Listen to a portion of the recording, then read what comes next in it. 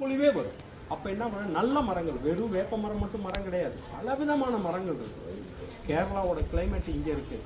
ஆனால் இங்கே யாரும் மிளகு போட மாட்டாங்க. மிளகு போடலாம், அங்கே உள்ள எத்தனையோ பல வகைகள் இருக்குது, அதெல்லாம் இங்கே போட்டால் வரும். தெரியல, வெள்ளலூருக்கே தெரியலன்னா யாருக்கு தெரியும்?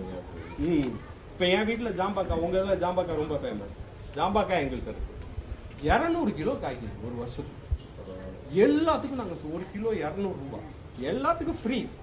நாங்கள் யார் வேணாலும் எடுத்துக்கலாம்னு சொல்லி நாங்கள் கொடுத்துருவோம், ஃப்ரீ.